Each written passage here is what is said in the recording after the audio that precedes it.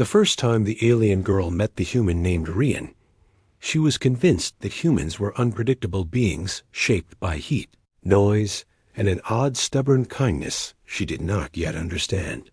She had arrived aboard the long-range exploration ship Horizon Reach as a diplomatic observer from her people. She had trained her whole life to control her emotions with quiet discipline, carrying herself with the rigid posture expected of her station. Her species valued calm order above all else. Humans, she believed, valued the opposite. This belief would not survive her time on the ship, and it would certainly not survive the night she shared a bed with Rian for the sake of survival during a crisis that neither of them had expected. The alien girl, then known only as Lyra, had been assigned quarters near the aft habitat ring. The human crew tried to accommodate her environment needs, but her species required stable temperature that humans considered cold. The ship's environmental systems usually kept her room perfect, though the corridors felt warm and active. She had been learning to tolerate the busy atmosphere of a human vessel, especially the constant talking, laughing, and moving that humans never seemed to moderate. Rian was her cultural liaison, a role he filled with easy smiles and long explanations. He had a way of describing simple things with detailed patience, from the meaning of a silly human gesture to the purpose of a random tool scattered across engineering tables. Lyra did not understand him at first.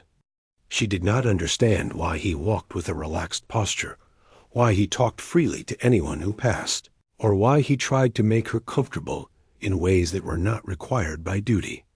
He was simply doing what he believed was correct. Humans had a habit of making choices based on empathy rather than instruction, a concept Lyra had been taught but never fully seen in practice.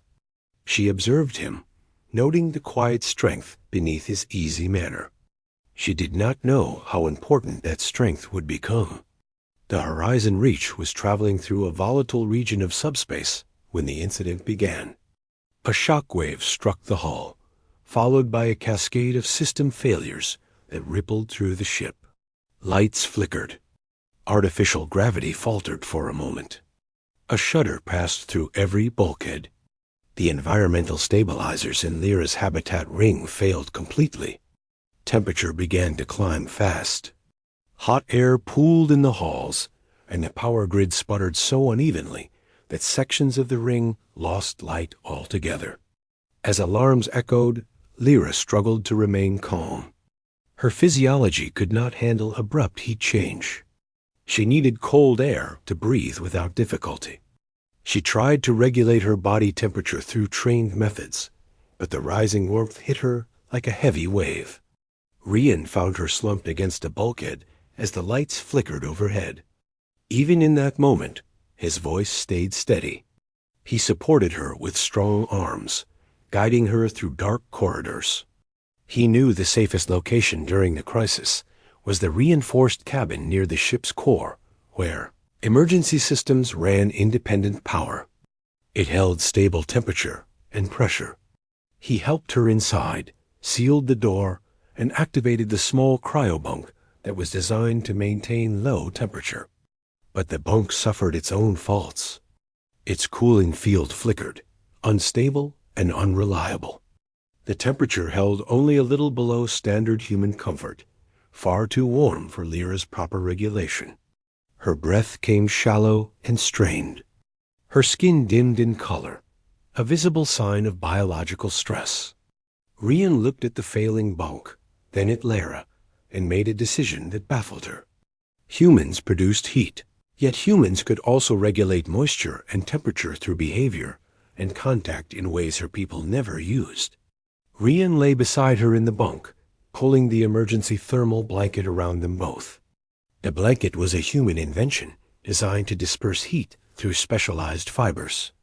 When activated, it redirected warmth away from her body and outward through the fabric, using his body as part of a thermal balance exchange. She had never encountered such a device. Humans created solutions, not by avoiding discomfort, but by working through it. In this case, Rian provided a stabilizing presence, using his own resilience to help her regulate. For Lyra, sharing a bed with a human was unthinkable under normal diplomatic conditions. Her people maintained strict personal distance, and physical contact outside ritual settings was rare. Yet in that moment, her life depended on trusting a species she had only begun to understand. She could feel the pressure of his arm supporting her. She could sense his breathing, slow, controlled, steady. He spoke to her in a calm tone, explaining that the blanket would help her regulate temperature until repairs were complete. She listened, absorbing not just his words, but the intention behind them. As minutes turned to hours, the temperature stabilized at a tolerable range. She observed Rian's determination, despite discomfort. His species tolerated wider temperature ranges, but lying under a heat dispersal blanket on a cool surface was far from pleasant. His skin chilled, yet he never suggested leaving her side. He kept talking, sometimes about the ship, sometimes about human customs, sometimes about meaningless details that he shared simply to keep her conscious. His voice acted as a steady anchor while her senses dulled. During the long wait, Lyra found herself studying his expressions. Humans revealed so much through their faces. Even exhausted, he held a calm confidence. His eyes carried warmth, but the kind that supported rather than overwhelmed. She wondered how such a warm species could also be so capable in crisis. She asked him questions about human adaptability, and he answered with quiet humor, saying humans survived by refusing to quit no matter how chaotic the universe became. When the ship's systems finally stabilized and engineers restored environmental controls, the emergency cabin door opened. Lyra sat up slowly. Rian stretched stiff limbs and gave her a gentle grin. The moment should have ended there, with gratitude and distance. Yet something had changed within Lyra, a shift in perspective, subtle but powerful. Trust had been forged not through diplomacy, but through shared vulnerability. She had seen the depth of human resilience, not as a concept, but as a lived experience beside her through one critical night. Over the following days, she found herself thinking about that moment more than expected. She replayed the steady tone of his voice, the certainty in his actions, and the protective instinct he displayed without hesitation. She wanted to understand why he acted that way. When she asked, he simply said that no one should face danger or pain alone. It was a human belief as natural as breathing to him. Lyra considered this. Her people valued strength through discipline, built upon self-contained endurance. Humans valued strength through connection, built upon shared purpose. Both paths led to survival, but the human path created bonds that changed individuals on a deeper level. She began spending more time with Rian.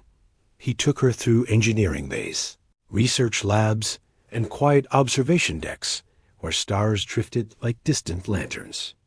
He showed her the creative chaos of human problem solving. Humans approach challenges not by following strict procedure, but by testing, adjusting, and innovating with wild persistence. They welcomed failure as a step toward improvement.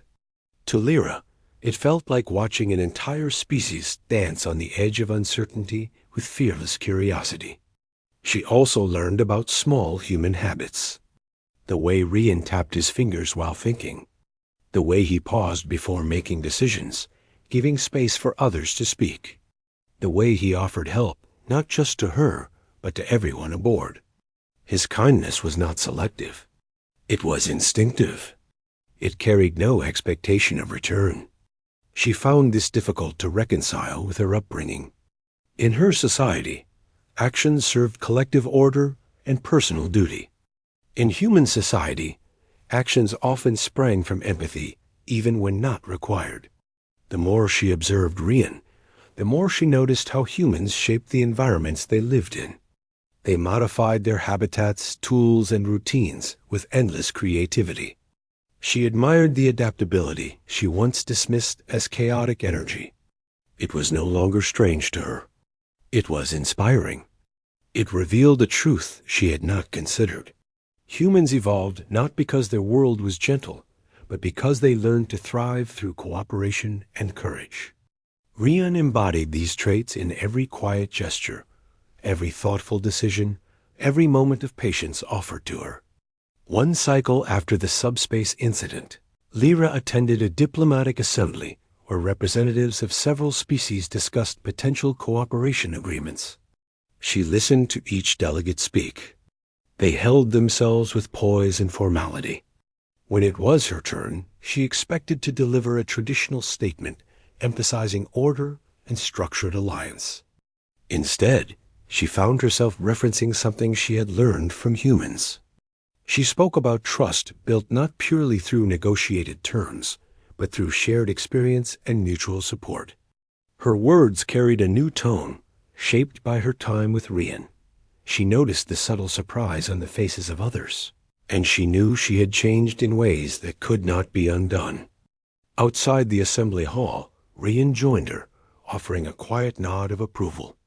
She realized then that the night they shared the emergency bunk had not only saved her life, but altered the trajectory of her identity. She had entered the Horizon Reach as a disciplined observer. She was now someone who understood the deeper meaning of connection. The alien girl had grown into someone stronger, someone more complete.